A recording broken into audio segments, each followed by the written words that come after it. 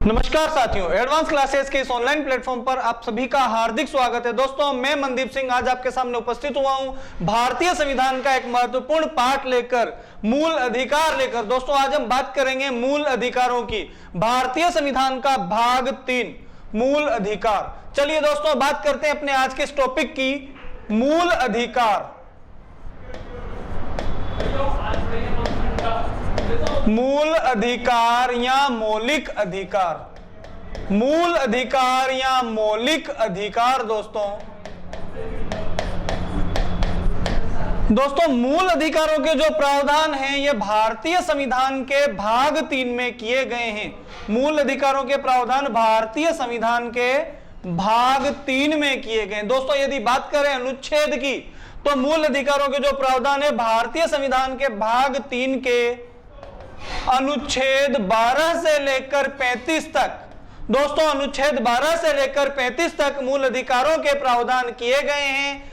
आइए दोस्तों देखते हैं भारतीय संविधान में नागरिकों को कितने मूल अधिकार दिए गए हैं। दोस्तों, यदि हम बात करें मूल अधिकारों की, तो मूल भारतीय संविधान में नागरिकों को 7 मूल अधिकार दिए गए थे। कितने मूल अधिकार दिए गए थे दोस्तों? 7 मूल अधिकार दिए गए थे। कितने मूल अधिकार साथियों? 7 मूल अधिकार। मूल भारतीय संविधान में नागरिकों को कुल 7 मूल अधिकार दिए गए थे। और यदि हम वर्तमान की बात करें, तो दोस्तों वर्तमान में भारतीय नागरिकों को केवल 6 मूल अधिकार प्राप्त है। दोस्तों, वर्तमान में मूल अधिकारों की संख्या कितनी है? 6 मूल अधिकार प्राप्त हैं। कितने मूल अधिकार प्राप्त हैं दोस्तों? वर्तमान में 6 मूल अधिकार प्राप्त हैं। दोस्तों, भारतीय संविधान के अनुच्छेद 31 आर्टिकल 31 अनुच्छेद 31 में एक मूल अधिकार दिया गया था दोस्तों, संपत्ति का मूल अधिकार। कौन सा मूल अधिकार? संपत्ति का मूल अधिकार। दोस्तों, संपत्ति के मूल अधिकार को समाप्त कर दिया गया। तो बात करते हैं कब समाप्त किया गया। तो दोस्तों, संविधान में संशोधन किया गया, 44वां संविधान संशोधन। तो 44वें संविधान संशोधन के द्वारा, 44वें संविधान संशोधन के द्वारा, 44वें संविधान संशोधन वर्ष 1978 के द्वारा इस संपत्ति के मूल अधिकार को समाप्त कर दिया गया।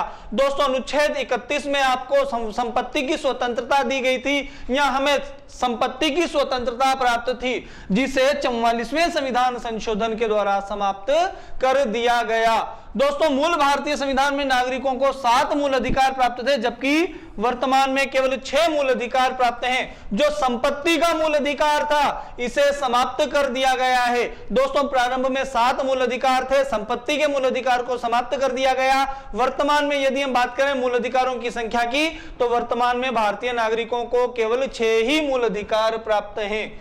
चलिए दोस्तों, नेक्स्ट बात करते हैं। जो मूल अधिकार थे, मूल अधिकारों की संख्या थी 7। एक मूल अधिकार जो कि संपत्ति का मूल अधिकार था, वो समाप्त हो गया। वर्तमान में केवल 6 ही मूल अधिकार प्राप्त हैं। दोस्तों, जो संपत्ति का मूल अधिकार है, महत्वपूर्ण है यहां पर, संपत्ति के मूल अधिकार को किस संविधान संशोधन के द्वारा समाप्त किया गया? तो संपत्ति का जो मूल अधिकार था, संपत्ति का जो मूल अधिकार है या मूल अधिकार था, संपत्ति के मूल अधिकार को, संपत्ति के मूल अधिकार को 44वें संविधान संशोधन, 44वें संविधान संशोधन, 44वें संविधान संशोधन वर्ष 1978 के द्वारा, वर्ष 1978 के द्वारा समाप्त कर दिया गया। महत्वपूर्ण है दोस्तों, यहां पर जो संविधान संशोधन है, मूल भारतीय संविधान में नागरिकों को 7 मूल अधिकार प्राप्त थे, जबकि वर्तमान में 6 मूल अधिकार प्राप्त हैं। संपत्ति के मूल अधिकार को समाप्त कर दिया गया। और संपत्ति के मूल अधिकार को किस संविधान संशोधन के द्वारा समाप्त किया गया? तो संपत्ति के मूल अधिकार को 44वें संविधान संशोधन के द्वारा वर्ष 1978 में समाप्त कर दिया गया। यदि बात करें दोस्तों वर्तमान में मूल अधिकार कितने हैं, तो वर्तमान में केवल 6 ही मूल अधिकार प्राप्त हैं। कितने मूल अधिकार प्राप्त हैं दोस्तों? तो वर्तमान में केवल 6 ही मूल अधिकार प्राप्त हैं। दोस्तों बात करें मूल अधिकारों के प्रावधान भारतीय संविधान के प्रावधान में कहां से लिए गए हैं, तो दोस्तों मूल अधिकारों के जो प्रावधान हमने पिछली क्लास में बात की थी, भारतीय संविधान के प्रमुख विदेशी स्रोत, वहां पर दोस्तों हमने देखा था मूल अधिकारों के जो प्रावधान है वो अमेरिका के संविधान से लिए गए हैं। तो दोस्तों मूल अधिकारों के प्रावधान किस देश के संविधान से लिए गए हैं, तो मूल अधिकारों के प्रावधान अमेरिका के संविधान से या अमेरिका से लिए गए हैं, अमेरिका से लिए गए हैं।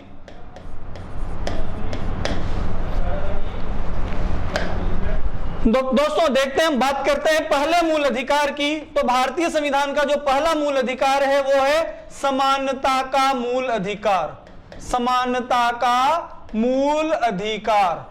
दोस्तों समानता का जो मूल अधिकार है इसके प्रावधान किए गए हैं भारतीय संविधान में अनुच्छेद 14 से लेकर 18 तक, अनुच्छेद 14 से लेकर 18 तक समानता के मूल अधिकार के प्रावधान किए गए हैं। जबकि मूल अधिकारों के जो प्रावधान है वो अनुच्छेद 12 से लेकर 35 तक है और समानता का जो मूल अधिकार है वो अनुच्छेद 14 से लेकर 18 तक। दोस्तों हमने बात की थी मूल अधिकार अनुच्छेद 12 से लेकर 35 तक, तो यहां पर हमने अनुच्छेद 12 और 13 की बात नहीं की है दोस्तों। तो देखते हैं अनुच्छेद 12 में क्या कहा गया है। तो दोस्तों भारतीय संविधान का अनुच्छेद जो 12 है इसमें राज्य को परिभाषित किया गया है, अर्थात अनुच्छेद 12 में राज्य की परिभाषा दी गई है, राज्य की जो कार्य क्षेत्र है उसका वर्णन किया गया है, राज्य के कार्य क्षेत्र और राज्य को यहां पर परिभाषित किया गया है। दोस्तों अनुच्छेद 12 में राज्य की परिभाषा दी गई है। यदि बात करें अनुच्छेद 13 की, तो अनुच्छेद 13 में क्या कहा गया है, तो अनुच्छेद 13 में राज्य को ये निर्देश दिए गए हैं। दोस्तों अनुच्छेद 13 में कहा गया है राज्य सरकार या राज्य अपने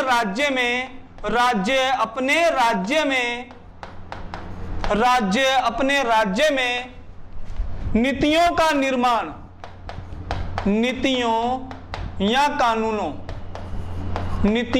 कानूनों का निर्माण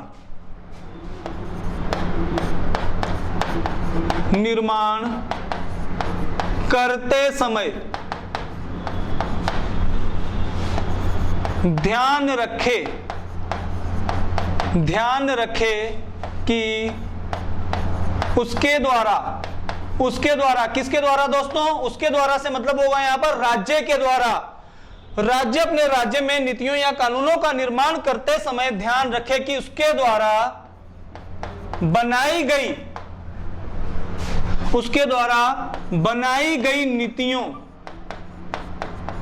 गई नीतियों या कानूनों से, उसके द्वारा बनाई गई नीतियों या कानूनों से किसी भी नागरिक के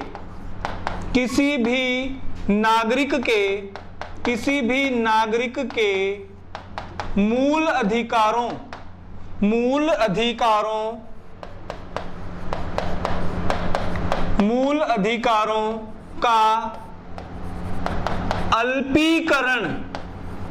अल्पीकरण या हनन न हो। राज्य अपने राज्य में नीतियों का निर्माण करते समय ध्यान रखे कि उसके द्वारा बनाई गई नीतियों या कानूनों से किसी भी नागरिक के मूल अधिकारों का अल्पीकरण या हनन ना हो। दोस्तों यहां पर राज्य सरकार को यह निर्देश रूपी कहा गया है कि राज्य सरकार अपने राज्य के नागरिकों के लिए या राज्य सरकार अपने राज्य के लिए जो भी नीतियां या कानून बनाती है उन नीतियों या कानूनों का निर्माण करते समय राज्य सरकार को यह ध्यान में रखना होगा कि उसके द्वारा बनाई गई नीति से किसी भी नागरिक के मूल अधिकारों का अल्पीकरण नहीं होना चाहिए और हनन भी नहीं होना चाहिए। अर्थात राज्य के द्वारा बनाई गई नीतियों या कानूनों से नागरिकों के मूल अधिकार प्रभावित नहीं होने चाहिए या फिर नागरिकों के मूल अधिकारों को किसी भी प्रकार से वहां पर प्रभावित नहीं किया जाना चाहिए। ना तो नागरिकों के मूल अधिकार कम हो और ना ही मूल अधिकारों का हनन हो। इस चीज का राज्य को विशेष ध्यान रखने के लिए यहां पर निर्देश दिए गए हैं। चलिए दोस्तों बात करते हैं हम अपने आज के इस टॉपिक की समानता के मूल अधिकार की। चलिए दोस्तों नेक्स्ट पेज पर चलते हैं। समानता का मूल अधिकार, अपना पहला मूल अधिकार हम आज पढ़ेंगे समानता का मूल अधिकार। समानता का मूल अधिकार। दोस्तों समानता का जो मूल अधिकार है वो भारतीय संविधान के अनुच्छेद 14 से लेकर 18 तक वर्णित है। यानी कि अनुच्छेद 14 से लेकर 18 तक मूल अधिकारों की जो सूची है इसमें समानता के मूल अधिकार का प्रावधान किया गया है। चलिए दोस्तों पहला मूल अधिकार, हम पहला अनुच्छेद पढ़ते हैं मूल अधिकारों का, अनुच्छेद 14। दोस्तों अनुच्छेद 14 में क्या कहा गया है, तो देखते हैं अनुच्छेद 14 में क्या कहा गया है। दोस्तों अनुच्छेद 14 में यहां पर प्रावधान किया गया है विधि या कानून, विधि या कानून के समक्ष समानता, समानता का अधिकार। दोस्तों विधि या कानून के समक्ष समानता का अधिकार प्राप्त होगा, अर्थात जो संविधान है या जो विधि या कानून है इसके लिए, इसके समक्ष सभी को समानता का अधिकार प्राप्त है। कानून किसी भी व्यक्ति के साथ, संविधान, कानून या विधि किसी भी व्यक्ति के साथ किसी भी आधार पर भेदभाव नहीं करेगी। न्याय सभी को एक समान दिया जाएगा, या विधि या कानून के समक्ष सभी लोग एक समान होंगे। कोई फर्क नहीं पड़ता कि क्राइम करने वाला व्यक्ति कौन है, वो राष्ट्रपति का बेटा है या किसी गरीब किसान का बेटा है या एक सामान्य परिवार से संबंध रखता है। तो दोस्तों विधि या कानून सभी के लिए एक समान होगा। कानून किसी के साथ किसी भी आधार पर भेदभाव नहीं करेगा। विधि या कानून के समक्ष हम सभी को समानता का अधिकार प्राप्त होगा। दोस्तों आपका पद या आपका ओहदा यहां पर कोई वैल्यू नहीं रखता। कानून के समक्ष, कानून के समक्ष हम सभी को समानता प्राप्त होगी। दोस्तों यदि हमारे द्वारा कोई अपराध किया जाता है तो वो सभी के, उस अपराध के लिए जो भी दंड होगा, जो भी सजा होगी, वो सभी के लिए एक समान होगी। अर्थात विधि या कानून के समक्ष सभी को समानता प्राप्त है। चलिए दोस्तों बात करते हैं अगले आर्टिकल की, अगले अनुच्छेद की, आर्टिकल 15, अनुच्छेद 15। दोस्तों अनुच्छेद 15 में क्या कहा गया है, तो अनुच्छेद 15 में कहा गया है धर्म, जाति, लिंग, भाषा, मूल स्थान, मूल वंश, मूल वंश या जन्म स्थान, जन्म स्थान इत्यादि के आधार पर, इत्यादि के आधार पर भेदभाव, भेदभाव निषेध, इत्यादि के आधार पर भेदभाव निषेध। दोस्तों अनुच्छेद 15 में कहा गया है राज्य सरकार अपने राज्य के जो नागरिक होंगे उनके साथ किसी भी आधार पर भेदभाव नहीं करेगी। यानी कि धर्म के आधार पर भी उन्हें विभेद नहीं करेगी, जाति के आधार पर, लिंग के आधार पर, भाषा के आधार पर, मूल वंश के आधार पर और जन्म स्थान इत्यादि में से किसी भी आधार पर किसी भी नागरिक के साथ भेदभाव नहीं किया जाएगा। ना ही सरकार करेगी और ना ही आप कर सकते हो। दोस्तों किसी भी व्यक्ति के साथ धर्म, जाति, लिंग, भाषा, मूल वंश और जन्म स्थान इत्यादि में से किसी भी आधार पर उसके साथ भेदभाव नहीं किया जा सकेगा। दोस्तों भेदभाव का यहां पर निषेध किया गया है अनुच्छेद 15 में। चलिए दोस्तों बात करते हैं अगले अनुच्छेद की, अनुच्छेद 16 की, आर्टिकल 16। अनुच्छेद 16 में क्या कहा गया है, तो दोस्तों अनुच्छेद 16 में कहा गया है लोक नियोजन के अवसरों में, लोक नियोजन के अवसरों में, लोक नियोजन के अवसरों में समानता, लोक नियोजन के अवसरों में समानता का अधिकार। दोस्तों लोक नियोजन के अवसरों में समानता का अधिकार यहां पर बात की गई है। दोस्तों समानता का अधिकार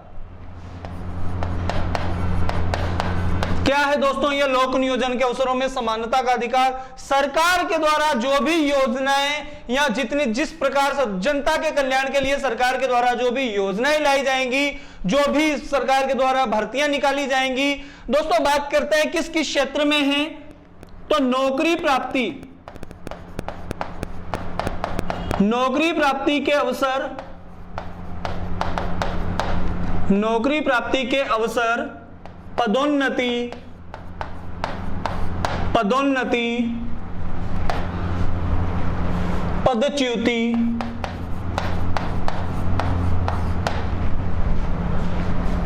वेतन,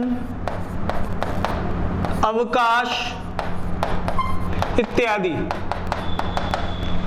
दोस्तों, नौकरी प्राप्ति के अवसरों में सभी को समानता होगी। सरकार के द्वारा जो भी भर्तियां निकाली जाती हैं वहां पर सभी को समानता होगी। आप सब लोग वहां पर अप्लाई कर सकते हो उस नौकरी के लिए। तो नौकरी प्राप्ति के अवसरों में सभी को समानता होगी।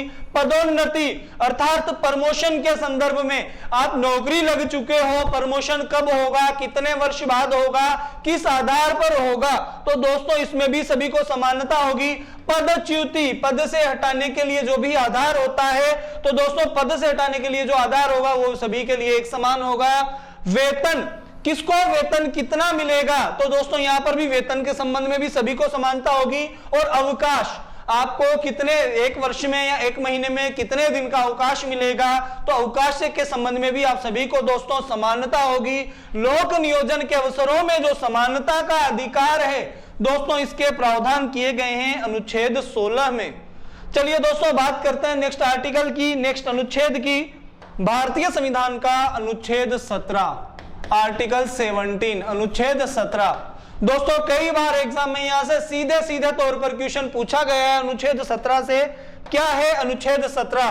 तो अनुच्छेद 17 में कहा गया है अस्पृश्यता, अस्पृश्यता या छुआछूत, छुआछूत का अंत, अस्पृश्यता या छुआछूत का अंत यहां पर किया गया है दोस्तों।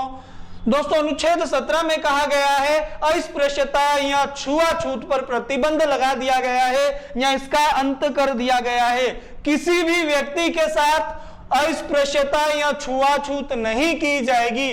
दोस्तों सरकार किसी भी व्यक्ति के साथ अस्पृश्यता या छुआछूत नहीं करेगी और समाज में हमें भी किसी भी व्यक्ति के साथ अस्पृश्यता या छुआछूत नहीं करनी चाहिए, क्योंकि भारतीय संविधान के अनुच्छेद 17 के अंतर्गत अस्पृश्यता या छुआछूत का अंत कर दिया गया है। दोस्तों नेक्स्ट बात करते हैं अनुच्छेद 18, अनुच्छेद 18। दोस्तों अनुच्छेद 18 के अंतर्गत उपाधियों का अंत कर दिया गया है। अनुच्छेद 18 में क्या कहा गया है? उपाधियों का अंत, उपाधियों का अंत। दोस्तों यहां पर उपाधियों का अंत कर दिया गया है सेना और शिक्षा को छोड़कर, सेना एवं शिक्षा को छोड़कर, सेना और शिक्षा को छोड़कर दोस्तों सभी क्षेत्रों में उपाधियों का अंत कर दिया गया है। उपाधियां क्या होती हैं दोस्तों? तो आपने देखा होगा ब्रिटिश भारत में, अर्थात जब भारत पर अंग्रेजों का शासन था तो अंग्रेजी सरकार के द्वारा जो भारतीय नागरिक थे या जो अंग्रेज सेना के जो अधिकारी थे उनको अच्छा कार्य करने के लिए या सरकार के हित में जो उनके द्वारा श्रेष्ठ कार्य किया जाता था, जो योगदान दिया जाता था, उसका श्रेष्ठ कार्य के लिए दोस्तों उन अधिकारियों को उपाधियों से नवाजा जाता था। उन अधिकारियों को दोस्तों उपाधियां दी जाती थी और नई अलग अलग उपाधियां देकर उन्हें दोस्तों सम्मानित किया जाता था। और भारतीय संविधान के अनुच्छेद 18 के अंतर्गत उन सभी उपाधियों का अंत कर दिया गया या ब्रिटिश सरकार के द्वारा जिस किसी भी नागरिक को उपाधियों से नवाजा गया था उन सभी उपाधियों का दोस्तों यहां पर अंत कर दिया गया। और कहा गया कि आप यदि उपाधि ग्रहण करना चाहते हो या उपाधि प्राप्त करना चाहते हो या उपाधि धारण करना चाहते हो तो आप सेना और शिक्षा के माध्यम से उपाधि को धारण कर सकते हो। सेना और शिक्षा के अतिरिक्त अन्य सभी माध्यम से जो भी आपको उपाधि प्राप्त होती थी या उपाधि ग्रहण की जाती थी उन सब का अंत कर दिया गया है। उपाधि ग्रहण कर सकते हैं हम आज भी, लेकिन केवल सेना और शिक्षा के माध्यम से, बाकी सभी माध्यमों से जो भी उपाधियां प्राप्त होती थी उन सब का दोस्तों अंत कर दिया गया है। दोस्तों यहां पर एक और बात कही गई है, कोई भी नागरिक राष्ट्रपति के अनुमति के बिना, कोई भी नागरिक राष्ट्रपति की अनुमति के बिना, राष्ट्रपति की अनुमति के बिना किसी अन्य राष्ट्र द्वारा, किसी अन्य राष्ट्र द्वारा प्रदत्त उपाधि को, प्रदत्त उपाधि को, राष्ट्रपति की अनुमति के बिना किसी अन्य राष्ट्र के द्वारा प्रदत्त उपाधि को ग्रहण नहीं कर सकता, ग्रहण नहीं कर सकता।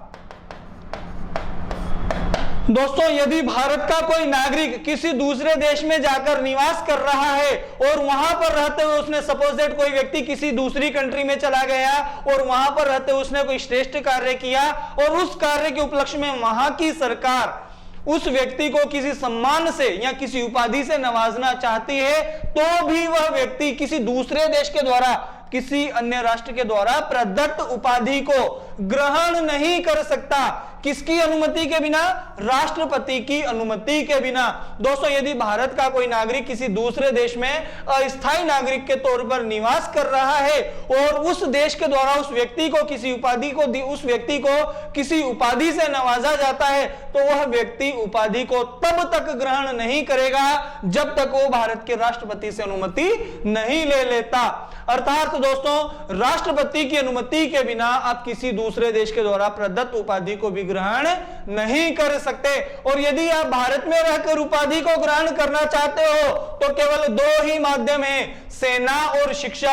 अन्य किसी भी माध्यम से आप उपाधि को ग्रहण नहीं कर सकते। दोस्तों, यह था हमारा पहला मूल अधिकार, समानता का मूल अधिकार।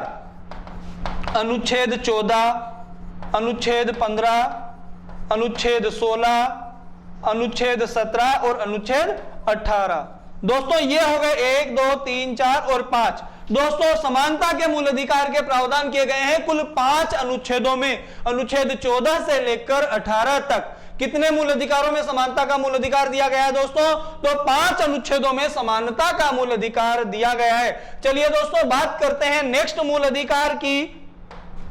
दूसरा मूल अधिकार, स्वतंत्रता का मूल अधिकार। स्वतंत्रता का मूल अधिकार, स्वतंत्रता का मूल अधिकार। दोस्तों, स्वतंत्रता का जो मूल अधिकार है, इसके प्रावधान किए गए हैं भारतीय संविधान के अनुच्छेद 19 से लेकर 22 तक। अनुच्छेद 19 से लेकर 22 तक दोस्तों स्वतंत्रता के मूल अधिकार के प्रावधान किए गए हैं। चलिए दोस्तों, बात करते हैं भारतीय संविधान के अनुच्छेद 19 की। अनुच्छेद 19, तो दोस्तों अनुच्छेद 19 को पढ़ने से पहले नोट लगाकर हम एक बात लिखेंगे यहां पर। अनुच्छेद 19 के, अनुच्छेद 19 के भाग 1 में, अनुच्छेद 19 के भाग 1 में 6 प्रकार की, कितने प्रकार की? 6 प्रकार की स्वतंत्रता, 6 प्रकार की स्वतंत्रता का वर्णन किया गया है। कितने प्रकार की स्वतंत्रता का वर्णन किया गया है? तो 6 प्रकार की स्वतंत्रता का वर्णन किया गया है। तो किस अनुच्छेद में किया गया है दोस्तों? तो भारतीय संविधान के अनुच्छेद 19 के भाग 1 में कुल 6 प्रकार की स्वतंत्रताओं का दोस्तों वर्णन किया गया है। चलिए देखते हैं कौन कौन सी स्वतंत्रताएं दी गई हैं दोस्तों।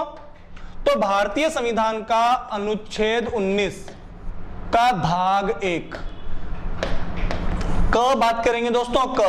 अनुच्छेद 19 का भाग क। तो दोस्तों अनुच्छेद 19 के भाग, अनुच्छेद 19 के भाग 1 के क में कहा गया है विचार एवं अभिव्यक्ति, विचार एवं अभिव्यक्ति की स्वतंत्रता, विचार एवं अभिव्यक्ति की स्वतंत्रता।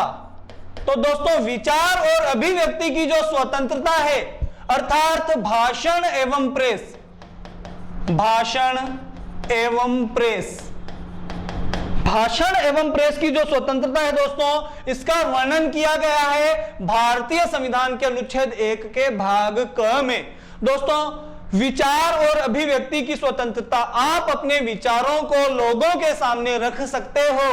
आप अपने जो विचार हैं, आपके जो व्यक्तिगत विचार हैं, उन विचारों को लोगों के सामने रख सकते हो, अपने विचारों की अभिव्यक्ति कर सकते हो, अर्थात आप सार्वजनिक रूप से भाषण दे सकते हो और प्रेस कॉन्फ्रेंस का आयोजन भी कर सकते हो। दोस्तों, सार्वजनिक रूप से भाषण देने और प्रेस कॉन्फ्रेंस का आयोजन करने के लिए हमें किसी से भी अनुमति लेने की आवश्यकता नहीं होगी। क्यों? क्योंकि यह हमारी स्वतंत्रता है, यह हमारा एक मूल अधिकार है। यदि आप भाषण देना चाहते हो तो बिना पूर्वानुमति के आप भाषण दे सकते हो, आप प्रेस कॉन्फ्रेंस का आयोजन कर सकते हो, क्योंकि दोस्तों ये हमारा एक मूल अधिकार है और ये हमारी एक स्वतंत्रता भी है।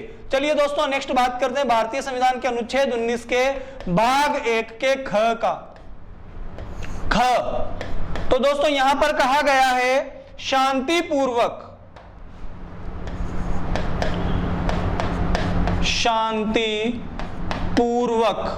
एवं बिना हथियार के, शांतिपूर्वक एवं बिना हथियार के, शांतिपूर्वक एवं बिना हथियार के सभा करने की स्वतंत्रता, सभा करने की स्वतंत्रता, शांतिपूर्वक एवं बिना हथियार के सभा करने की स्वतंत्रता। दोस्तों, यदि हम किसी सभा का आयोजन करना चाहते हैं तो हम कर सकते हैं, बशर्त, यहां पर शर्त के तौर पर कहा गया है शांतिपूर्वक और बिना हथियार के। हम कोई सभा का आयोजन करना चाहते हैं और हमें लगता है कि हाँ, इस सभा का शांतिपूर्वक आयोजन किया जा सकता है और हमारे द्वारा आयोजित की गई सभा में हथियारों का प्रयोग भी नहीं किया जाएगा, तो दोस्तों शांतिपूर्वक और बिना हथियार के सभा करने की हमें स्वतंत्रता प्राप्त है। यदि हम कोई ऐसी सभा करना चाहते हैं जिसका आयोजन शांतिपूर्वक रूप से किया जा सकता है और सभा में किसी भी व्यक्ति के द्वारा हथियारों का प्रदर्शन या हथियारों का प्रयोग नहीं किया जाएगा, अर्थात कोई भी व्यक्ति हथियार लेकर नहीं आएगा, तो इस प्रकार की सभा का आयोजन करने के लिए दोस्तों हमें किसी से अनुमति लेने की आवश्यकता नहीं होगी। लेकिन दोस्तों, यदि हम कोई ऐसी सभा कर रहे हैं, हमें उम्मीद है कि हाँ 400-500 लोग आएंगे और शांतिपूर्वक सभा का आयोजन हो जाएगा, लेकिन कहीं ना कहीं आशंका है, हमें एक उम्मीद है, क्या हो सकता है हमने 400-500 लोगों को बुलाया है, 5-50 हजार लोग एक साथ आ जाएं। अब जब 5-50 हजार लोग, 10,000, 20,000, 50,000 या 1 लाख लोग एक स्थान पर एकत्रित हो जाते हैं दोस्तों, तो एक भीड़ का रूप ले लेते हैं और जहां पर एक जन समूह इकट्ठा हो जाता है दोस्तों, वहां पर भगदड़ मचने की भी संभावना होती है, अर्थात शांति भंग होने का भय होता है। दोस्तों, यदि हमारे द्वारा आयोजित की जाने वाली सभा में कहीं भी हमें आशंका है कि शांति भंग हो सकती है या उम्मीद से ज्यादा लोग आएंगे या हमें भी पता नहीं है कितने लोग इकट्ठा हो जाएंगे, तो दोस्तों एक जो लार्ज स्केल पर जो सभा होती है, एक बड़ी सभा होती है, तो बड़ी सभा का आयोजन करने से पूर्व हमें स्थानीय प्रशासन से अनुमति लेनी होगी। दोस्तों, जब हम बड़ी सभा करते हैं तो उस समय जो व्यवस्था है, शांति व्यवस्था को बनाए रखने के लिए पुलिस प्रशासन, जो स्थानीय प्रशासन होता है, उसके द्वारा दोस्तों व्यवस्थाओं को संभाल लिया जाता है। अलग अलग मोर्चों पर पुलिस तैनात कर दी जाती है ताकि शांति व्यवस्था किसी भी प्रकार से दोस्तों प्रभावित ना हो। और दोस्तों, कुछ सभाएं ऐसी होती हैं जिसमें हथियारों का प्रदर्शन किया जाता है, या कई बार दोस्तों इस प्रकार के जो अखाड़े हैं, मुहर्रम ताजियां हैं, या कुछ प्रकार की जो रैलियां होती हैं दोस्तों, उसमें हथियारों का प्रयोग किया जाता है, अर्थात हथियारों का प्रदर्शन किया जाता है। तो दोस्तों, ऐसी सभाएं जिसमें हथियारों का प्रयोग या हथियारों का प्रदर्शन किया जाना है, ऐसी सभा का आयोजन करने से पूर्व भी हमें स्थानीय प्रशासन से अनुमति लेनी होगी। हम केवल शांतिपूर्वक और बिना हथियार के सभा कर सकते हैं और इस प्रकार की सभा का आयोजन करने के लिए हमें किसी से अनुमति लेने की आवश्यकता नहीं होगी, क्योंकि यह हमारा मूल अधिकार है, यह हमारी एक स्वतंत्रता है दोस्तों, और शांतिपूर्वक और बिना हथियार के सभा करने के लिए हमें किसी से अनुमति लेने की आवश्यकता नहीं होगी। चलिए दोस्तों, बात करते हैं अगली स्वतंत्रता की। अनुच्छेद 19 के भाग 1 में दी गई तीसरी स्वतंत्रता, या अनुच्छेद 19 के भाग 1 का पार्ट ग या पार्ट सी। दोस्तों, अनुच्छेद 19 के भाग 1 के ग में दिया गया है संघ,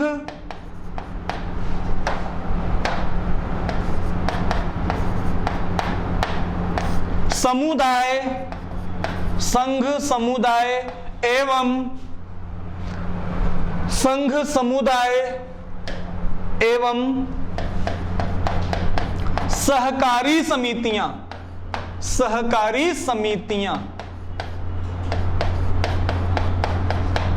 बनाने की स्वतंत्रता।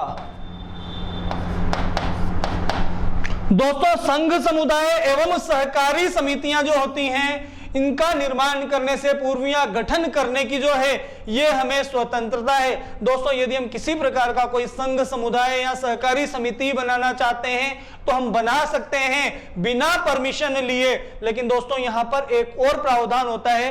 कुछ समितियां या कुछ संघ समुदाय ऐसे होते हैं जिनका हमें रजिस्ट्रेशन करवाना होता है। तो दोस्तों, वो अनुमति नहीं, वो रजिस्ट्रेशन होता है। तो कुछ संघ समुदाय और जो सहकारी समितियां हैं, इनका हमें रजिस्ट्रेशन करवाना होता है। और कुछ जो व्यक्तिगत रूप से या हमारे स्तर पर, व्यक्तिगत स्तर पर बात करें हम, तो कुछ संघ समुदाय और सहकारी समितियां ऐसी होती है जो हमारे द्वारा व्यक्तिगत हित के लिए बनाई जाती है या अपने समाज के हित के लिए बनाई जाती है। तो दोस्तों, इस प्रकार की सहकारी समितियां, संघ या समुदाय जो हैं, इनका गठन करने की जो हमें स्वतंत्रता प्राप्त है, अर्थात संघ समुदाय और सहकारी समितियों का गठन करने की हमें स्वतंत्रता प्राप्त है। और इनका गठन करने के लिए हमें किसी से अनुमति लेने की भी आवश्यकता नहीं होती है। दोस्तों, यहां पर संघ और समुदाय जो शब्द दिए गए हैं, इन शब्दों का प्रयोग मूल भारतीय संविधान में किया गया था, जबकि यहां पर जो सहकारी समितियां शब्द हैं, सहकारी समितियां शब्द मूल भारतीय संविधान में नहीं दिया गया था। दोस्तों, भारतीय संविधान के अनुच्छेद 19 के भाग 1 के ग में जो सहकारी समितियां शब्द हैं, इसे 97वें संविधान संशोधन के द्वारा जोड़ा गया।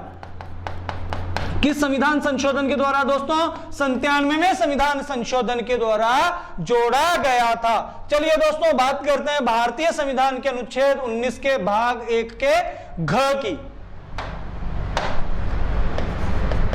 अनुच्छेद 19 का भाग 1, इसका घ। तो दोस्तों, संपूर्ण भारत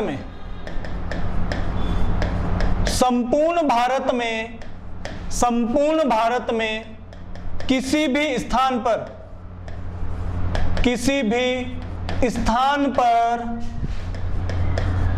घूमने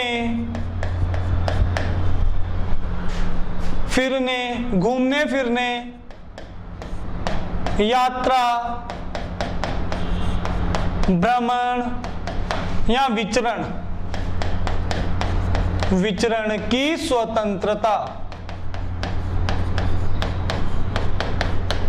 दोस्तों, अनुच्छेद 19 के भाग 1 के घ में, या डी भी हम इसे कह सकते हैं, अनुच्छेद 19 के भाग 1 के डी में हमें स्वतंत्रता दी गई है कि भारत का कोई भी व्यक्ति संपूर्ण भारत में, अर्थात जो जो क्षेत्र भारत सरकार के अधीन हैं या जहां जहां तक भारत सरकार की कार्यपालिका क्षेत्र विस्तृत हैं, तो दोस्तों वहां तक संपूर्ण भारत में किसी भी स्थान पर घूमने फिरने की हमें स्वतंत्रता होगी, यात्रा भ्रमण करने की हमें स्वतंत्रता होगी, या विचरण करने की दोस्तों हमें स्वतंत्रता प्राप्त होगी। अर्थात जहां तक भारत संघ की कार्यपालिका क्षेत्र है, वहां तक दोस्तों हमें स्वतंत्रता होगी घूमने फिरने की, यात्रा करने की, भ्रमण करने की या विचरण करने की। जैसे दोस्तों, हम व्यक्तिगत रूप से राजस्थान राज्य के निवासी हैं या राजस्थान राज्य में निवास करते हैं, हम चाहते हैं हम तो किसी दूसरे राज्य में घूमने जाना चाहते हैं, या हम दक्षिण भारत में घूमना जाना चाहते हैं, या हम एलोरा की गुफाएं देखने जाना चाहते हैं महाराष्ट्र में, या हम जम्मू कश्मीर घूमने जाना चाहते हैं, या किसी भी राज्य में, किसी भी स्थान पर, किसी भी क्षेत्र में जो भारत संघ की कार्यपालिका के क्षेत्रों के अंतर्गत आता है, वहां तक दोस्तों में घूमने फिरने, यात्रा भ्रमण और विचरण करने की स्वतंत्रता प्राप्त है, और इसके लिए हमें किसी से अनुमति नहीं लेनी होगी। अर्थात पूरे भारत में हम बिना अनुमति के घूम सकते हैं दोस्तों, ये हमारी स्वतंत्रता होगी। चलिए दोस्तों, बात करते हैं नेक्स्ट मूल अधिकार की या नेक्स्ट स्वतंत्रता की। अनुच्छेद 19 का भाग 1, इसका पाठ य, क ख ग घ तक दोस्तों हमने बात कर ली। आगे बात करते हैं हम अनुस्वार यहाँ की दोस्तों। यहाँ बात करें ए बी सी डी, और या फिर हम यहाँ इसको कह सकते हैं ई की। अनुच्छेद 19 के भाग 1 का ई। तो दोस्तों यहां पर कहा गया है संपूर्ण भारत में किसी भी स्थान पर रहने,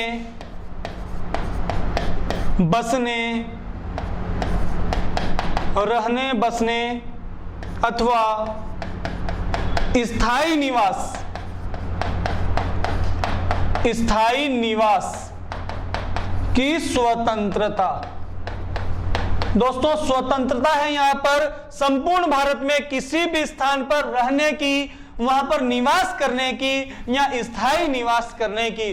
दोस्तों भारत का कोई भी नागरिक भारत के किसी भी राज्य में, किसी भी क्षेत्र में, किसी भी स्थान पर जाकर दोस्तों निवास कर सकता है, वहां पर रह सकता है, वहां पर वो बस सकता है, या दोस्तों वहां पर वो स्थायी निवासी के तौर पर भी जाकर निवास कर सकता है। दोस्तों भारत का कोई भी नागरिक किसी भी राज्य में रहता हो, किसी भी क्षेत्र से संबंधित हो, वो संपूर्ण भारत की जो कार्यपालिका के जो भी क्षेत्र हैं उन क्षेत्रों में से किसी भी स्थान पर, किसी भी क्षेत्र में और कहीं पर भी जाकर दोस्तों स्थायी निवासी बन सकता है अथवा अस्थायी निवासी के तौर पर भी वो वहां पर जाकर निवास कर सकता है। चलिए दोस्तों बात करते हैं नेक्स्ट स्वतंत्रता की।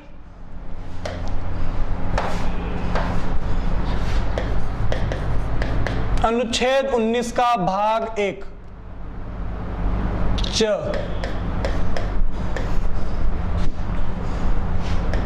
दोस्तों एफ भी हम कह सकते हैं इसको।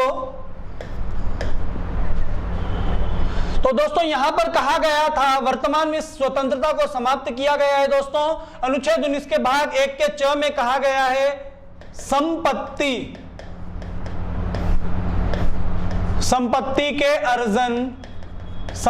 के अर्जन, धारण एवं व्यय की स्वतंत्रता। तो दोस्तों यहां पर कहा गया है संपत्ति के अर्जन, धारण एवं व्यय की स्वतंत्रता। दोस्तों भारतीय संविधान के अनुच्छेद 19 के भाग 1 में जो च में हमें स्वतंत्रता दी गई है, या छठे भाग में जो हमें स्वतंत्रता दी गई है, वो थी दोस्तों संपत्ति के अर्जन की, संपत्ति को धारण करने की और संपत्ति को व्यय करने की। दोस्तों इस स्वतंत्रता में यह कहा गया था भारत का कोई भी नागरिक कितनी भी संपत्ति का अर्जन कर सकता है, कितनी भी संपत्ति धारण कर सकता है और कितना भी वो पैसा खर्च करे, उससे उसकी आय के, उससे उसकी कुल संपत्ति के और उससे उसकी कुल खर्चों के कोई भी डाटा नहीं मांगे जाएंगे और ना ही इस विषयों पर उससे बात की जाएगी, क्योंकि संपत्ति का अर्जन, धारण और व्यय जो है ये व्यक्तिगत स्वतंत्रता में या हमारा मूल अधिकारों में दोस्तों इसे जोड़ा गया था। और जिस समय संपत्ति के मूल अधिकार को हटाया गया 44वें संविधान संशोधन के द्वारा, 44वें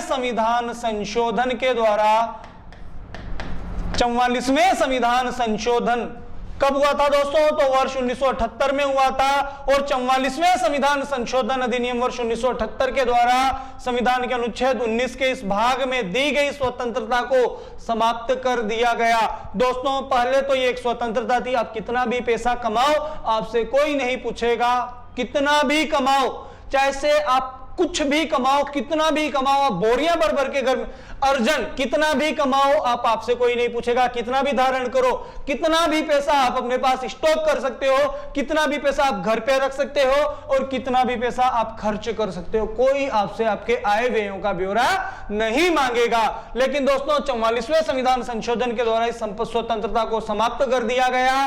अब वर्तमान में दोस्तों आप एक जो लिमिट सरकार के द्वारा, आयकर विभाग के द्वारा या आरबीआई के द्वारा जो लिमिट बनाई गई है या जो लिमिट निर्धारित की गई है, उससे ज्यादा पैसा आप कमाते हो तो आपको टैक्स देना पड़ेगा, एज ए इनकम टैक्स, आयकर जिसे हम कहते हैं दोस्तों।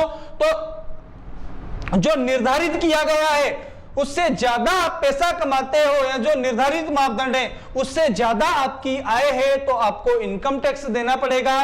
और दोस्तों आप एक लिमिट से ज्यादा पैसा अपने घर पर स्टॉक नहीं कर सकते। यदि आपके पास खूब पैसा है तो या तो उस पैसे को आप किसी व्यापार में लगाइए, कुछ काम धंधे में लगाइए, किसी बिजनेस में लगाइए, और नहीं लगाते हैं तो आप उस पैसे को चाहे से बैंक में रख दीजिए, पर आप लिमिट से ज्यादा पैसा दोस्तों अपने घर पर स्टॉक नहीं कर सकते। और दोस्तों आप लिमिट से ज्यादा पैसा खर्च भी नहीं कर सकते। हम तो कमाते हैं प्रतिदिन 1000 रुपए और हम खर्च कर रहे हैं 10,000 रुपए। भाई कमाते 1000 हैं, खर्च 10,000 कर रहे हो, कहां से कर रहे हो? ये बाकी जो 9,000 हैं ये कहां से आ रहे हैं? दोस्तों यदि किसी व्यक्ति के जो व्यय हैं या किसी व्यक्ति के द्वारा जो किए गए खर्चे हैं वो उसकी आय से ज्यादा हो तो दोस्तों वहां पर उससे इनकम टैक्स डिपार्टमेंट के द्वारा पूछा जा सकता है कि आप जो ये खर्चे कर रहे हैं जो कि आपकी आय से ज्यादा हैं, तो आप अपने खर्चों का ब्यौरा हमें दीजिए ताकि हम आपकी आय के जो भी स्रोत हैं या कहां से आपको आय होती है, कितनी आय होती है और कितना खर्चा होता है उसकी जांच पड़ताल की जा सकती है। दोस्तों तो लिमिट से ज्यादा किए जाने वाले खर्चों का भी हमें ब्यौरा देना होगा। वर्तमान में स्वतंत्रता को दोस्तों समाप्त कर दिया गया है। अब आप यदि लिमिट से ज्यादा पैसा कमाते हो तो आपको इनकम टैक्स देना पड़ेगा। लिमिट से ज्यादा पैसा आप अपने स्टॉक पे आप अपने पास स्टॉक नहीं कर सकते और ना ही दोस्तों आप अपनी आय से ज्यादा पैसा खर्च कर सकते हो। कमाई नहीं है तो खर्च कहां से करेंगे, समझ रहे हो ना। चलिए दोस्तों बात करते हैं अनुच्छेद 19 में दी गई अगली स्वतंत्रता की। अनुच्छेद 19 के भाग 1 में दी गई स्वतंत्रता 6 या दोस्तों जी भी हम इसे कह सकते हैं। अब दोस्तों आप कहेंगे कि सर ने अभी तो बताया कि अनुच्छेद 19 में 6 प्रकार की स्वतंत्रताएं दी गई हैं, लेकिन हमने देखा कि हमने कुल 7 पढ़ ली। तो दोस्तों यहां पर मैंने आपको बताया ये स्वतंत्रता वर्तमान में समाप्त कर दी गई है। सपोज करो एक पंक्ति में 7 व्यक्ति खड़े हैं। कितने व्यक्ति खड़े हैं? 1 2 3 4 5 6 और 7 व्यक्ति खड़े हैं। अब 6 नंबर पर जो व्यक्ति खड़ा था दोस्तों, 6 नंबर पर जो व्यक्ति खड़ा है मैं इसे यहां से हटा दूं। अब बताइए मुझे इस पंक्ति में कितने व्यक्ति खड़े हैं? तो इस पंक्ति में 6 ही व्यक्ति खड़े हैं। जो 7वें नंबर पर व्यक्ति खड़ा था अब यह पंक्ति में किस नंबर पर गिनाया जाएगा? तो यह पंक्ति में गिना जाएगा दोस्तों 6ठे नंबर पर। लेकिन मूल संविधान में यह कितने नंबर पर था? तो मूल भारतीय संविधान में यह था दोस्तों, यह अब नहीं है, तो यह 6 पे था और यह 7वें नंबर पर था। कितने नंबर पर था दोस्तों? 7वें नंबर पर था। अब 6ठे नंबर वाला पंक्ति से हट गया है तो यह 7 से घटकर कौन से नंबर पर आ जाएगा? 6ठे नंबर पर आ जाएगा। तो बात करते हैं दोस्तों अपनी अगली स्वतंत्रता की।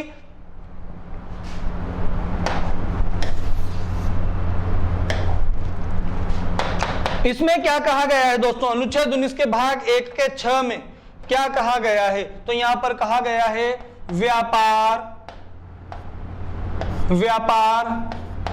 व्यवसाय की स्वतंत्रता। व्यापार व्यवसाय की स्वतंत्रता।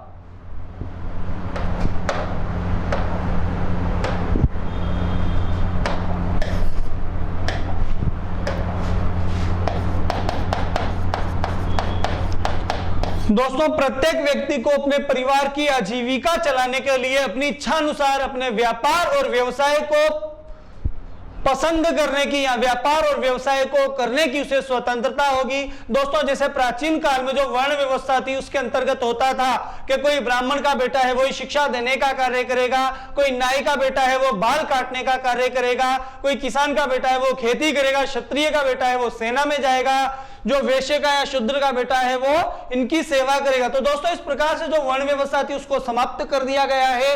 भारत का कोई भी व्यक्ति अपने परिवार की आजीविका चलाने के लिए अपनी इच्छा अनुसार कोई भी व्यापार कर सकता है या किसी भी व्यवसाय को वो आजमा सकता है या स्वीकार कर सकता है या अपना सकता है। दोस्तों तो व्यापार और व्यवसाय करने की यहाँ पर स्वतंत्रता का वर्णन किया गया था। दोस्तों चलिए दोस्तों बात करते हैं हम अपने अगले मूल अधिकार की।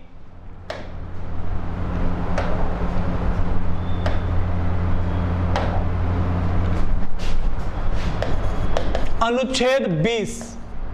दोस्तों अनुच्छेद 20 में क्या कहा गया है? तो अनुच्छेद 20 में कहा गया है अपराध के लिए अपराध हेतु दोष सिद्धि, अपराध हेतु दोष सिद्धि के संबंध संरक्षण अपराध के लिए दोष सिद्धि के संबंध में संरक्षण दोस्तों यहां पर दिया गया है। अर्थात यदि किसी व्यक्ति के द्वारा कोई अपराध किया जाता है तो उस व्यक्ति के विरुद्ध जो दोष सिद्ध किया जाना है, दोष सिद्ध करते समय उस व्यक्ति को क्या क्या संरक्षण प्राप्त होगा। और दोस्तों इसके अंतर्गत यहां पर 3 प्रकार के संरक्षण की बात कही गई है। चलिए दोस्तों देखते हैं 3 प्रकार का संरक्षण कौन कौन सा। बात करते हैं पहले संरक्षण की। किसी भी व्यक्ति को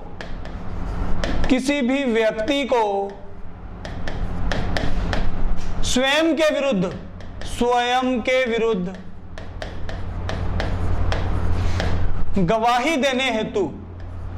विरुद्ध गवाही देने हेतु बाध्य नहीं किया जा सकता। किसी भी व्यक्ति को स्वयं के विरुद्ध गवाही देने के लिए बाध्य नहीं किया जा सकता।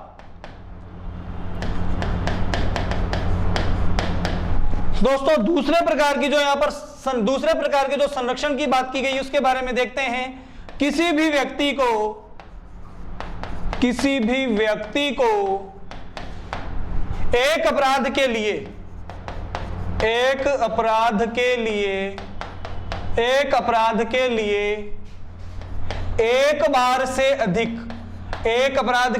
एक बार से अधिक दंडित नहीं किया जा सकता।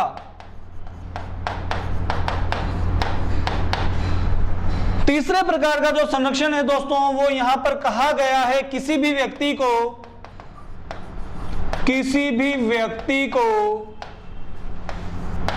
सजा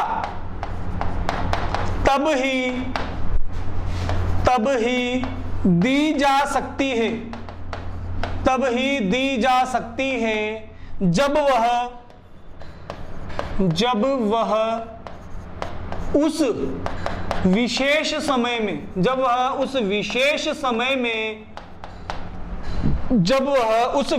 समय में लागू नियमों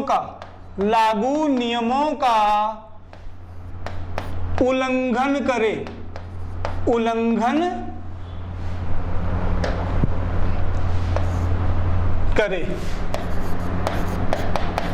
दोस्तों यहां पर जो अनुच्छेद 20 है, अनुच्छेद 20 में प्रावधान किया गया है अपराध हेतु दोष सिद्धि के संबंध में संरक्षण। और दोस्तों इस अनुच्छेद के अंतर्गत नागरिकों को कितने प्रकार का संरक्षण दिया गया है दोस्तों? तो 3 प्रकार का संरक्षण दिया गया है।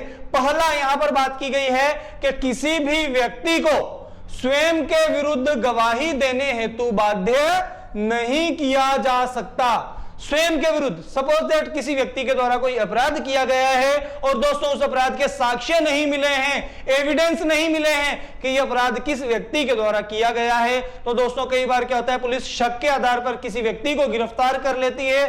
तो ऐसे समय में दोस्तों जब पुलिस के पास कोई साक्ष्य नहीं है, कोई सबूत नहीं है, तो या कोई गवाह नहीं है, तो दोस्तों साक्ष्यों और गवाहों की अनुपस्थिति में या उनके अभाव में पुलिस किसी भी व्यक्ति को स्वयं के विरुद्ध गवाही देने के लिए बाध्य नहीं करेगी। अर्थात किसी व्यक्ति को क्राइम एक्सेप्ट करने के लिए फोर्स नहीं किया जाएगा। और दोस्तों कई बार होता क्या है कि पुलिस किसी व्यक्ति को जो रिमांड पर लेती है तो दोस्तों वो इस श्रेणी के अंतर्गत नहीं आएगा। रिमांड पर हर व्यक्ति को नहीं लिया जाता है। कोई कुख्यात आतंकवादी है या कोई एक आतंकवादी संगठन है या कोई क्रिमिनल संगठन है दोस्तों, और उस संगठन के कुछ व्यक्ति पकड़ने में आ गए या उनके द्वारा जब अपने अपराधों को कुछ अपराध किया है उसका वो अपराधी सिद्ध हो चुका है और उससे पूछना हो कि इसके अतिरिक्त आपने क्या क्या अपराध किए हैं, तो दोस्तों इस प्रकार का खुलासा करवाने के लिए या कुछ जो अलग अलग जगहों पे जो बड़े बड़े अपराध हो जाते हैं दोस्तों और उससे जुड़े हुए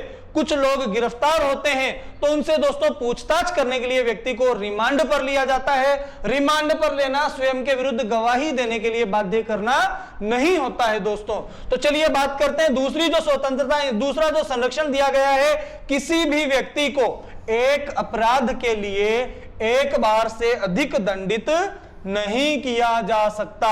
यदि दोस्तों किसी व्यक्ति के द्वारा कोई अपराध किया गया है, किसी व्यक्ति ने कोई अपराध कर दिया, अब उसके लिए उस व्यक्ति को सजा भी दे दी गई है, तो दोस्तों यदि किसी व्यक्ति को एक अपराध की एक बार सजा दे दी गई है तो उस अपराध के लिए भविष्य में उस व्यक्ति को दोबारा गिरफ्तार नहीं किया जाएगा। यानी कि एक अपराध के लिए किसी व्यक्ति को केवल एक बार ही दंडित किया जा सकता है। तीसरे प्रकार का जो संरक्षण है दोस्तों, उसमें कहा गया है किसी भी व्यक्ति को सजा कब दी जाएगी? सजा तब ही दी जा सकती है जब वह उस विशेष समय में लागू नियमों का, किसका? लागू नियमों का क्या करे? उल्लंघन करे। उस समय विशेष में लागू नियमों का उल्लंघन करे। दोस्तों यदि किसी व्यक्ति के द्वारा कोई अपराध किया गया है और उसको सजा कब दी जाएगी? तो उस व्यक्ति को सजा तब ही दी जा सकेगी जब उस अपराध को करने के लिए सजा निर्धारित है। दोस्तों सपोज दैट आज मैं आपके सामने यहां खड़ा हूं और मैं इस कलम को तोड़ दूं, तो दोस्तों क्या ये अपराध है? अभी अपराध नहीं है। तो दोस्तों कलम तोड़ने के लिए कोई सजा नहीं है। और सरकार आज ही कोई प्रावधान बना दे, कोई भी शिक्षक या कोई भी विद्यार्थी कलम नहीं तोड़ सकता, और कलम तोड़ना एक दंडनीय अपराध है, और कलम तोड़ने के रूप में या किसी व्यक्ति के द्वारा यदि कलम को तोड़ा जाता है तो उसे सजा दी जाएगी, उसे अर्थदंड से दंडित किया जाएगा, या हो सकता है उसे कुछ समय न्यायिक हिरासत में भी रहना पड़े।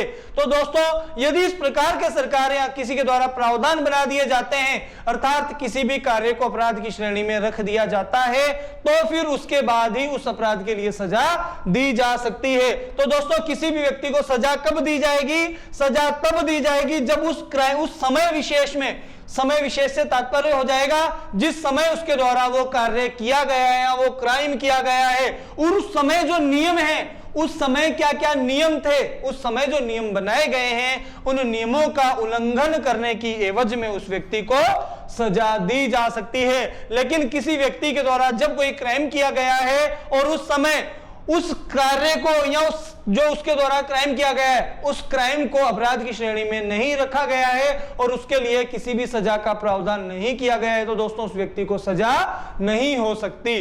चलिए दोस्तों बात करते हैं अगले अनुच्छेद की।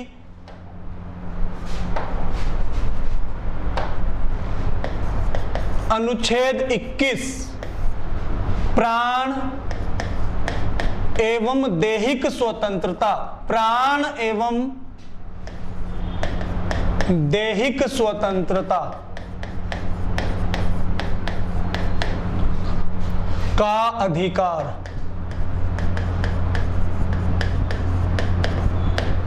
दोस्तों प्रत्येक व्यक्ति को अपने प्राणों की और अपनी दैहिक स्वतंत्रता का, प्राणों की और दैहिक स्वतंत्रता का दोस्तों उसे अधिकार प्राप्त होगा।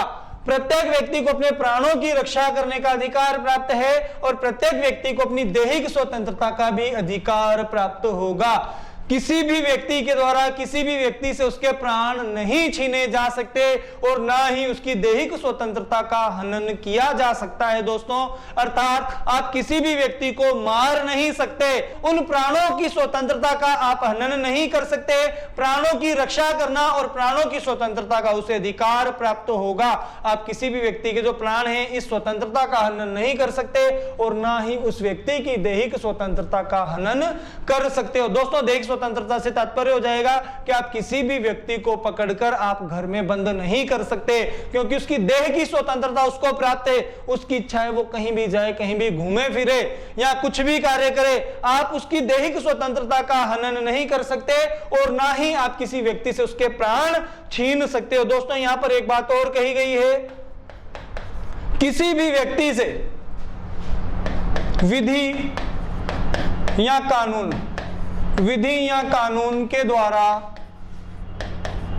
विधि या कानून के द्वारा स्थापित प्रक्रिया, विधि या कानून के द्वारा स्थापित प्रक्रिया के अतिरिक्त, विधि या कानून के द्वारा स्थापित प्रक्रिया के अतिरिक्त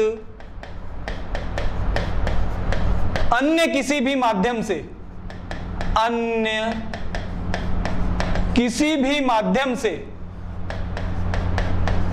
अन्य किसी भी माध्यम से किसी भी व्यक्ति, किसी भी व्यक्ति के प्राण, किसी भी व्यक्ति के प्राण एवं दैहिक, प्राण एवं दैहिक स्वतंत्रता, प्राण एवं दैहिक स्वतंत्रता का हनन नहीं किया जा सकता, हनन नहीं किया जा सकता। देखिए दोस्तों क्या कहा गया है यहां पर कहा गया है विधि या कानून के द्वारा जो प्रक्रिया स्थापित की गई है, इस प्रक्रिया के अतिरिक्त किसी भी अन्य माध्यम से, किसी भी माध्यम से या किसी भी अन्य माध्यम से किसी भी व्यक्ति के प्राण और उसकी दैहिक जो स्वतंत्रता है, इसका हनन नहीं किया जा सकता। दोस्तों यहां पर तो हमने पढ़ा है प्राण एवं दैहिक स्वतंत्रता का अधिकार, प्रत्येक व्यक्ति को अपने प्राणों की स्वतंत्रता का अधिकार प्राप्त है और अपनी दैहिक स्वतंत्रता का अधिकार प्राप्त है।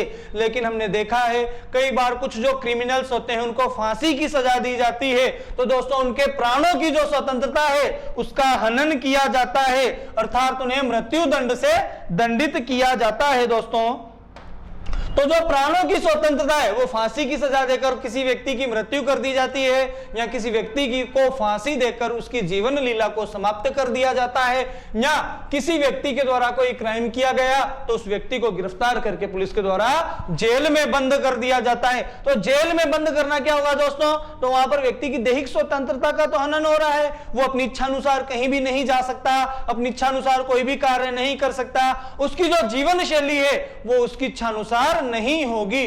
तो दोस्तों ये क्या हो गया, दैहिक स्वतंत्रता का हनन हो गया। लेकिन दोस्तों यहां पर कहा गया है विधि या कानून के द्वारा जो प्रक्रिया स्थापित की गई है, इस प्रक्रिया के माध्यम से ही किसी भी व्यक्ति के प्राण और दैहिक स्वतंत्रता का हनन किया जा सकता है, और इस प्रक्रिया के अतिरिक्त विधि या कानून के द्वारा जो प्रक्रिया स्थापित की गई है, इस प्रक्रिया के अतिरिक्त अन्य किसी भी माध्यम से, यानी कि अन्य ऐसा कोई माध्यम नहीं होगा, कानून के अलावा अन्य कोई ऐसा माध्यम नहीं होगा जिस माध्यम से किसी भी व्यक्ति से उसके प्राण और उसकी दैहिक स्वतंत्रता का हनन किया जा सके। अर्थात कानून के माध्यम से या विधि के माध्यम से जो संविधान है या जो हमारे यहाँ पर नीतियां बनाई गई हैं या जो कानून बनाए गए हैं, दोस्तों इस कानून के माध्यम से ही किसी भी व्यक्ति के प्राण और दैहिक स्वतंत्रता का हनन किया जा सकता है। अर्थात कानून के अतिरिक्त किसी अन्य माध्यम से किसी भी व्यक्ति के प्राण और दैहिक स्वतंत्रता का हनन नहीं किया जा सकेगा। चलिए दोस्तों बात करते हैं अगले अनुच्छेद की, अनुच्छेद 21 क। दोस्तों अनुच्छेद 21 का भाग क, दोस्तों इसमें क्या दिया गया है, तो अनुच्छेद 21 के भाग क में दिया गया है शिक्षा का अधिकार। कौन सा अधिकार दोस्तों, शिक्षा का मूल अधिकार, शिक्षा का मूल अधिकार। तो दोस्तों शिक्षा का जो मूल अधिकार है इसके प्रावधान किए गए अनुच्छेद 21 के भाग क में। और दोस्तों शिक्षा का जो मूल अधिकार है यह भारतीय संविधान का सबसे नवीनतम मूल अधिकार है। क्या है दोस्तों, नवीनतम मूल अधिकार है। दोस्तों यदि पूछा जाए भारतीय संविधान का सबसे नवीनतम मूल अधिकार कौन सा है, तो कौन सा हो जाएगा, अनुच्छेद 21 का, अर्थात शिक्षा का मूल अधिकार सबसे नवीनतम मूल अधिकार हो जाएगा। दोस्तों बात करते हैं नवीनतम क्यों है, क्योंकि यह मूल भारतीय संविधान में नहीं था। शिक्षा के मूल अधिकार को मूल अधिकारों की सूची में बाद में जोड़ा गया। तो कब जोड़ा गया, 86वें संविधान संशोधन के द्वारा, 86वें संविधान संशोधन, 86वें संविधान संशोधन 2002 के द्वारा। दोस्तों भारतीय संविधान में संशोधन किया गया 86वां संविधान संशोधन, और कब किया गया, वर्ष 2002 में किया गया। और दोस्तों 86वें संविधान संशोधन वर्ष 2002 के द्वारा भारतीय संविधान के अनुच्छेद 21 में एक उपभाग बनाया गया, अनुच्छेद 21 क। और दोस्तों इस अनुच्छेद 21 क में, अनुच्छेद 21 का में शिक्षा के मूल अधिकार के प्रावधानों को जोड़ा गया। अब दोस्तों यहां पर एक छोटा सा जो प्रश्न हमारे दिमाग में आता है, अनुच्छेद 12 से लेकर 35 तक तो मूल अधिकार हैं, 12 से लेकर 35 तक मूल अधिकारों के प्रावधान हैं, तो इस शिक्षा के मूल अधिकार को अनुच्छेद 21 में ही क्यों जोड़ा गया। इसको हो सकता है 12, 13, 14, 15 किसी अन्य मूल अधिकार के साथ भी जोड़ा जा सकता था। दोस्तों तो शिक्षा के मूल अधिकार को जीवन के अधिकार के साथ अर्थात प्राण एवं दैहिक स्वतंत्रता का जो मूल अधिकार है इसके साथ ही क्यों जोड़ा गया? तो दोस्तों ऐसा कहा जाता है या इसके पीछे यह कारण है कि कोई भी व्यक्ति शिक्षा के बिना या बिना शिक्षा के गरिमापूर्ण जीवन यापन नहीं कर सकता। कोई भी व्यक्ति शिक्षा के बिना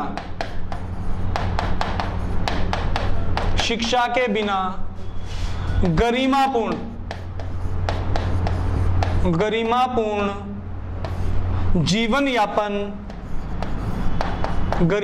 जीवन यापन नहीं कर सकता।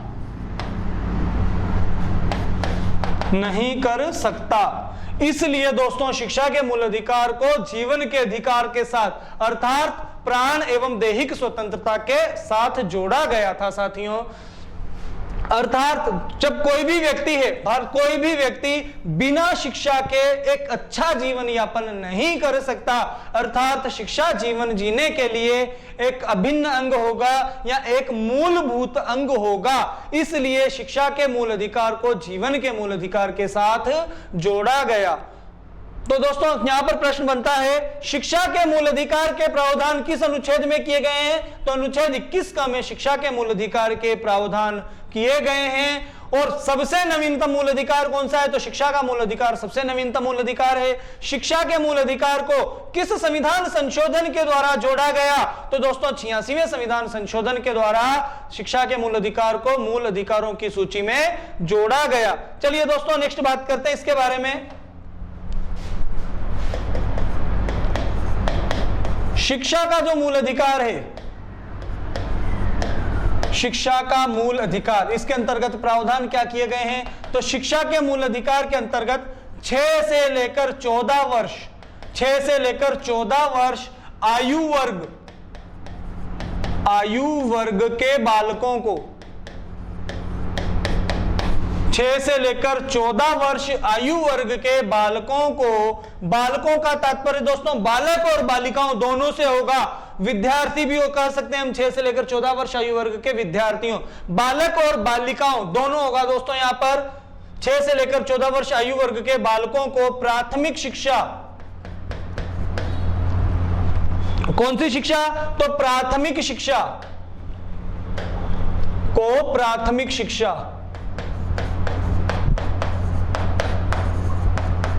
अनिवार्य रूप से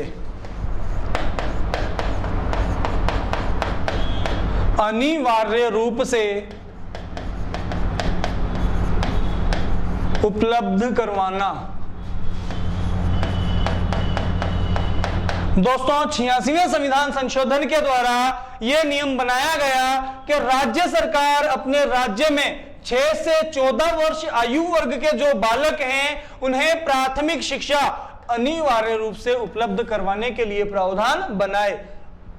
अर्थात यह दायित्व किसका होगा? 6 से 14 वर्ष आयु वर्ग के जो बालक हैं उनको प्राथमिक शिक्षा दिलाना राज्य सरकार का कार्य होगा। इसके लिए राज्य सरकार अपने राज्य में अपनी इच्छा अनुसार प्रावधान लागू करे और प्रावधान करे कि 6 से 14 वर्ष आयु वर्ग के जो भी बालक बालिकाएं हैं उन्हें प्राथमिक शिक्षा अनिवार्य रूप से मिल सके या उन्हें प्राथमिक शिक्षा अनिवार्य रूप से उपलब्ध करवाई जा सके। और दोस्तों इसके अंतर्गत राजस्थान में आरटीई बनाई गई, आरटीई 2009, शिक्षा का अधिकार अधिनियम 2009।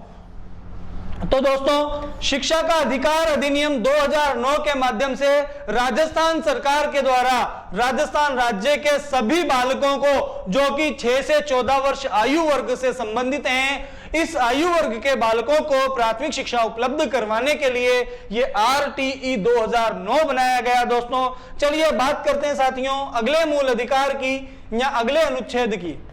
अनुच्छेद 22 हम पढ़ रहे थे दोस्तों, स्वतंत्रता का मूल अधिकार अनुच्छेद 19 से लेकर 22 तक। अनुच्छेद 19 और अनुच्छेद 19 के 6 भागों को हमने देखा। अनुच्छेद 20 हमने देखा, अनुच्छेद 21 हमने देखा, अनुच्छेद 21 क हमने देखा और इस मूल अधिकार का अंतिम अनुच्छेद दोस्तों हम देखते हैं अनुच्छेद 22। क्या कहा गया है अनुच्छेद 22 में? तो अनुच्छेद 22 में कहा गया है गिरफ्तारी एवं निरोध, गिरफ्तारी एवं निरोध, नजरबंदी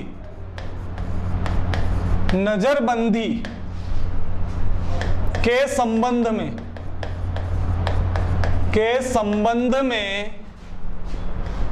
संरक्षण। तो दोस्तों गिरफ्तारी और नजरबंदी के संबंध में यहां पर संरक्षण प्रदान किया गया है। अर्थात जब पुलिस के द्वारा किसी व्यक्ति को गिरफ्तार किया जाएगा तो गिरफ्तारी के समय उसे क्या क्या संरक्षण प्राप्त होगा, और निरोध अर्थात नजरबंदी। दोस्तों निरोध को नजरबंदी कहा जाता है, अर्थात निरोध के संबंध में उसे क्या क्या संरक्षण प्राप्त होंगे। तो दोस्तों यहां पर गिरफ्तारी और नजरबंदी के संबंध में जो संरक्षण है इसकी बात यहां पर की गई है। अर्थात पुलिस को किसी भी व्यक्ति को गिरफ्तार करने से पूर्व, जब किसी व्यक्ति को गिरफ्तार किया जाना है उस समय गिरफ्तार किए जाने के कारणों से अवगत करवाया जाएगा। अर्थात पुलिस किसी भी व्यक्ति को बिना कारण बताए, अर्थात बिना उचित कारण के गिरफ्तार नहीं कर सकती। यदि पुलिस किसी व्यक्ति को गिरफ्तार करने जाती है तो पुलिस के पास गिरफ्तार करने का कारण होना चाहिए, गिरफ्तार करने की अनुमति होनी चाहिए। यदि पुलिस आपको गिरफ्तार करने आती है दोस्तों तो आप पुलिस से कारण पूछ सकते हो, आप किस क्राइम की एवज में, या मेरे द्वारा ऐसा कौन सा कार्य किया गया है, या कौन सा गैर कानूनी या कौन सा अवैध कार्य किया गया है जिसकी एवज में आप मुझे गिरफ्तार करने आए हो। तो पुलिस बिना कारण बताए किसी व्यक्ति को गिरफ्तार नहीं कर सकती। और दोस्तों ना ही पुलिस बिना अनुमति के, बिना अरेस्ट वारंट के किसी व्यक्ति को गिरफ्तार कर सकती है। दोस्तों यदि आपके द्वारा कोई क्राइम किया गया है तो पुलिस आपको गिरफ्तार करेगी और पुलिस के पास वैध अनुमति होगी, उसके बाद पुलिस आपको गिरफ्तार कर सकती है। तो दोस्तों बिना कारण बताए पुलिस के द्वारा किसी भी व्यक्ति को गिरफ्तार नहीं किया जा सकता। और यहां पर बात की गई है निरोध की, नजरबंदी की। यदि पुलिस किसी व्यक्ति को गिरफ्तार कर लेती है तो गिरफ्तार करने के उपरांत उसे 24 घंटे के भीतर दोस्तों उसे न्यायालय में न्यायाधीश के समक्ष प्रस्तुत करना अनिवार्य होता है। पुलिस किसी व्यक्ति को गिरफ्तार करने गई, पुलिस ने उस व्यक्ति को गिरफ्तार किया और गिरफ्तार करने से लेकर आगामी 24 घंटे के भीतर, यानी कि दोस्तों 24 घंटे का समय होता है गिरफ्तार किए गए व्यक्ति को न्यायालय में न्यायाधीश के समक्ष प्रस्तुत करने का। 24 घंटे के भीतर यदि पुलिस किसी व्यक्ति को न्यायाधीश के समक्ष प्रस्तुत नहीं करती है तो दोस्तों ये उस व्यक्ति के मूल अधिकारों का हनन होगा। और जब किसी व्यक्ति के मूल अधिकारों का हनन होता है तो वो व्यक्ति अपने मूल अधिकारों की रक्षा के लिए सर्वोच्च न्यायालय या उच्च न्यायालय में भी याचिका दर्ज कर सकता है। यदि दोस्तों पुलिस किसी व्यक्ति को गिरफ्तार करके 24 घंटे के भीतर न्यायालय में न्यायाधीश के समक्ष प्रस्तुत नहीं करती है तो वो व्यक्ति स्थानीय पुलिस प्रशासन के विरुद्ध भी न्यायपालिका में याचिका दर्ज कर सकता है। दोस्तों ये जो 24 घंटे की अवधि है, 24 घंटे की जो अवधि है इसमें यात्रा के समय को इंक्लूड नहीं किया जाता है। यात्रा का समय नहीं जोड़ा जाएगा।